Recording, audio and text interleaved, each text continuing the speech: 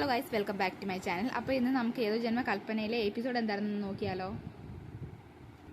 First episode start ആകുമ്പോൾ തന്നെ മനോരമ ആകാശൂടെ വഴക്കിട്ട് രണ്ടുപേരിലോട്ട് പിരിയാണ് ചെയ്യുന്നത്. ആകാശ് പറയും, എൻ്റെ വാശി ഇവിടെ നടക്കത്തുള്ളൂ, ഞാൻ ഏത് പെൺകുട്ടിയാണ് ഇഷ്ടപ്പെടുന്നത് ആ പെൺകുട്ടിയെ മാത്രമേ ഞാൻ ഇഷ്ടപ്പെടുത്തുള്ളൂ. അന്നേരം മനോരമ പറയും, പറ്റത്തില്ല, ഞാൻ ഏത് പെൺകുട്ടിയാണോ കണ്ടുപിടിക്കുന്നത് അതുപോലുള്ളൊരു പെൺകുട്ടിയെ മാത്രമേ നീ വിവാഹം കഴിക്കാവൂ, അല്ലെങ്കിൽ നീ ഇവിടെ താമസിക്കണം, നീ ഇവിടെ നിന്ന് ഇറങ്ങിപ്പോക്കോ. ആ പെണ്ണിനെ കല്യാണം കഴിക്കാനാണെങ്കിൽ അതുപോലെ ഒരു പെണ്ണെ എനിക്കിവിടെ ഈ വീട്ടിൽ വേണ്ട. അങ്ങനെ രണ്ടുപേരുടെ വഴക്കിടുവാണ് വീട്ടുകാരുടെ മുന്നിൽ. അങ്ങനെ ആകാശ് അവിടെ നിന്ന് ഇറങ്ങി പോകുന്നതായിട്ടാണ് കാണിക്കുന്നത്. ആ ഒരു ടൈം ആകുമ്പോഴേക്കും ശ്രുതിയുടെ എൻട്രി വരും.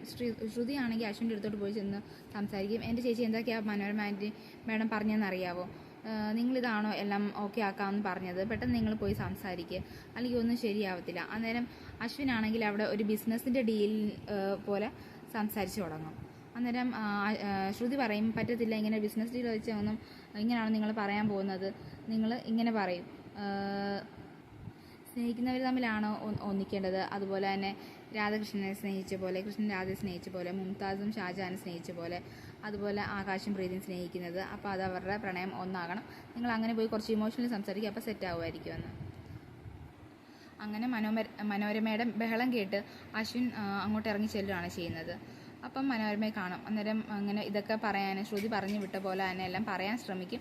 പക്ഷേ കുറച്ചൊക്കെ പറ്റും, പക്ഷേ കുറച്ചൊന്നും പറ്റത്തില്ല. എന്നിട്ടും മനോരമ പറയും, പറ്റത്തില്ല മോൻ എൻ്റെ കൂടെ നിൽക്കണം, എൻ്റെ ഇഷ്ടം മാത്രമേ നടക്കാവൂ. അന്നേരം അവസാനം അശ്വിൻ സമ്മതിക്കുക, ശരി ആൻറ്റി ഞാൻ നോക്കിയോളാം എന്ന് പറഞ്ഞ് മനോരമ പറഞ്ഞു വിടും. അങ്ങനെ വീണ്ടും അശ്വിൻ ശ്രുതിയുടെ അടുത്തോട്ട് വരുവാണ് ചെയ്യുന്നത്. അപ്പോൾ ശ്രുതി, സാർ ഇതെല്ലാം കുളവാക്കിയാൽ ഇനി ഒന്നും നടക്കാൻ പോകുന്നില്ല, എന്താണെന്നറിയില്ല സാർ, എല്ലാം കുളവാക്കി പറഞ്ഞു വിട്ട പോലെ ഒന്നുമല്ല സാർ പറഞ്ഞതെന്ന് പറയും. അന്നേരം അശ്വിൻ ദേഷ്യപ്പെട്ട് പറയും, ഇതൊന്നും ഇമോഷണലി ഒന്നും നടക്കത്തില്ല, എവിടാണോ ലാഭം അവിടെ മാത്രമേ എല്ലാ കാര്യങ്ങളും നടക്കത്തുള്ളൂ, പൈസയും കാര്യങ്ങളോ അങ്ങനെയുള്ള സംഭവങ്ങളെല്ലാം നോക്കിയാൽ മാത്രമേ എന്തെങ്കിലും ഒരു ഡീല് ഉറപ്പിക്കാൻ പറ്റുമെന്ന്. അങ്ങനെ അവിടെ നമ്മുടെ സീരിയൽ എൻഡ് ആവുകയാണേ. അപ്പോൾ നമുക്കിനി നമ്മുടെ അടുത്ത വീഡിയോ കൂടെ നാളത്തേക്കിന് വരാവേ. അപ്പോൾ എല്ലാവർക്കും ഇന്നത്തെ വീഡിയോ ഇഷ്ടപ്പെട്ടെങ്കിൽ ലൈക്ക്, കമൻറ്റ്, ഷെയറും ചെയ്യാൻ മറക്കല്ലേ.